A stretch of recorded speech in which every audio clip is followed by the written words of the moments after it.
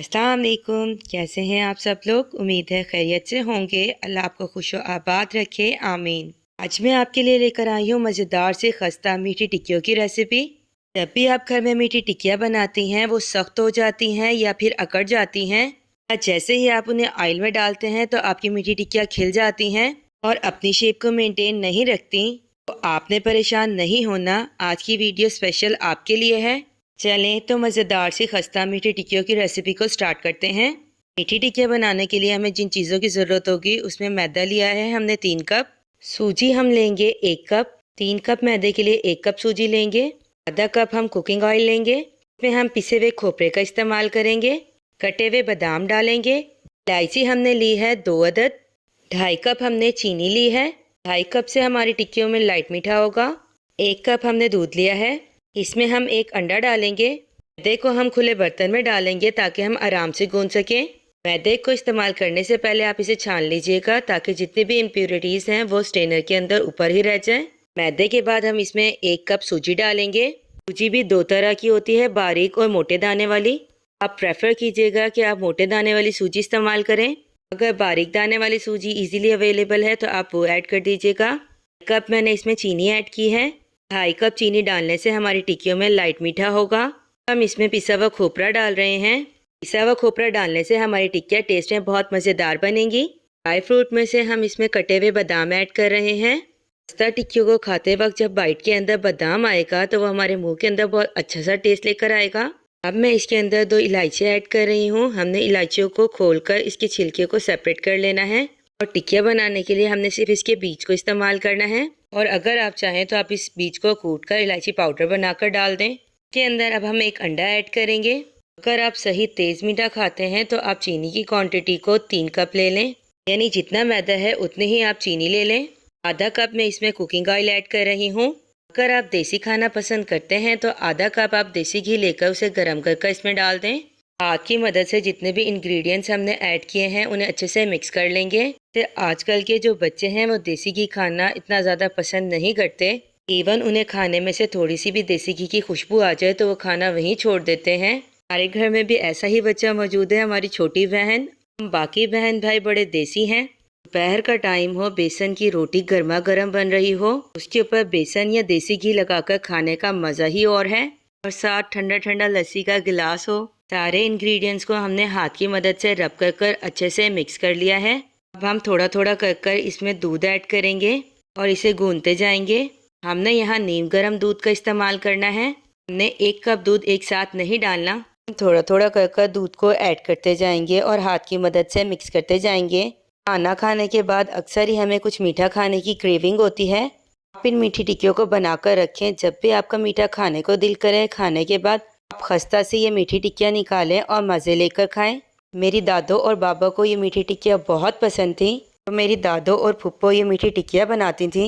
मीठी टिक्कियाँ बनाना मैंने अपनी दादो और फुप्पो से सीखी है। जब हम छोटे होते थे, दादी और फुप्पो जब ये टिक्कियाँ बना रही होती थी तो हम इंटरेस्ट लेते थे, देखते थे कि वो किस तरह बना रही हैं, कौन कौन से वो इंग्रेडिएंट्स यूज़ कर रही हैं। हम दादों से ज़िद कर कहते थे कि इन टिक्कियों को शेप हम देंगे। हम बच्चे दादों को कहते थे कि आप हमें सिर्फ बेल कर दे दें, गिलास की मदद से इसे कट हम खुद करेंगे। जैसे ही हम गिलास को डो के ऊपर प्रेस करते थे, टिक्किया की राउंड शेप बन जाती थी और टिक्कियों को शेप देकर हम बड़े खुश हो जाते थे कि ये टिक्कियाँ हमने बनाई हैं। मीठी टिक्कियों को कूंडे भी कहते हैं, जो कि रजब के महीने में बनाए जाते हैं। इन कूंडों के लिए प्रॉपर एहतमाम किया जाता है। रजब के महीने में ये कूंडे बनाए जाते हैं और अपने नेबर्स को जाकर इनवाइट किया जाता है कि आपने कल आकर हमारे घर कूंडे खाने हैं। इस तरह सब लोग एक ही घर में जाकर इकट्ठे हो जाते हैं। सब लोग एक दूसरे से मिलते हैं, एक दूसरे का हाल चाल पूछते हैं। इस तरह सबका अच्छा टाइम स्पेंड हो जाता है। इस तरह कूंडे खाकर जब लोग तारीफ़ करते हैं तो खिलाने वाले का दिल खुश हो जाता है। हमने थोड़ी हार्ड सी डो गूंद ली थी और उसे कवर कर ढक्कन की मदद से हमने आधे घंटे के लिए रख दिया था। अब हम इस डो से पेड़े बना रहे हैं। हमने डो को थोड़ा सख्त गूंदना है। अगर आप स्मूथ सी डो बनाएंगे तो आपकी मीठी टिक्कियाँ खस्ता नहीं बनेंगी। हाथों की मदद से हमने इसे राउंड शेप दे ली है। काउंटर पर पहले हमने मैदे को डस्ट किया था और हाथों की मदद से हमने इसे थोड़ा सा प्रेस किया है ताकि इसका साइज़ इंक्रीज़ हो जाए।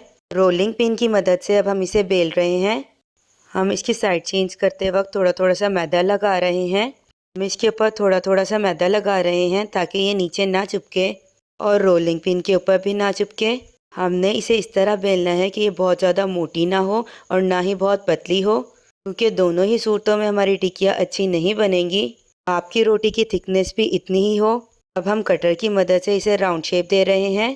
اگر آپ کے پاس کٹر موجود نہ ہو تو آپ کوئی بھی گلاس یا ڈھکن لے کر اسے شیپ دے سکتے ہیں۔ ٹکیوں کو شیپ دینے کے بعد باقی حصہ جو بچ گیا ہے اسے ہم اکٹھا کر کر دوبارہ بیل لیں گے اور ٹکیوں کو کٹ کر لیں گے۔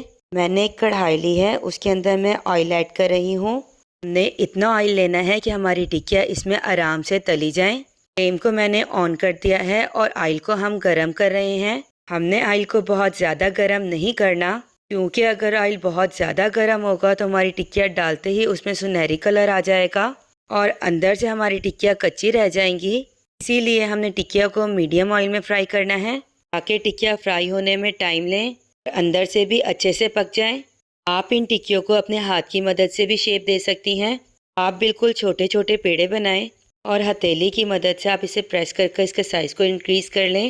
جیسے آپ شامی کباب بناتی ہیں اسے شیپ دیتی ہیں، ویسے ہی آپ ان میٹھی ٹکیوں کو شیپ دے لیں۔ جو ہاتھ سے بنی ہوئی ٹکیاں ہوں گی وہ کٹر سے بنی ہوئی ٹکیوں سے تھوڑی سی موٹی ہوں گی۔ دونوں کی ڈو سیم ہے لیکن دونوں کے ٹیسٹ میں ڈفرینس ہوگا۔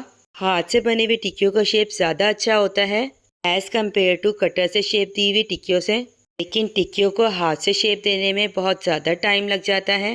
اگر آپ نے تھوڑی سی ٹکیاں خود کھانے کے لیے بنانی ہے تو آپ اسے ہاتھ سے شیپ دے لیں، لیکن آپ نے زیادہ ٹکیاں بنانی ہے بنا کر رکھنے کے لیے تو آپ پیڑے کو بیل لیں اور کٹر کی مدد سے ٹکیوں کو شیپ دے لیں۔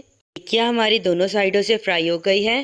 چمچ کی مدد سے ہم اسے اسٹینر پر نکال رہے ہیں تاکہ اس میں جتنا بھی ایکسٹرا آئل ہے وہ ڈرین ہو جائے۔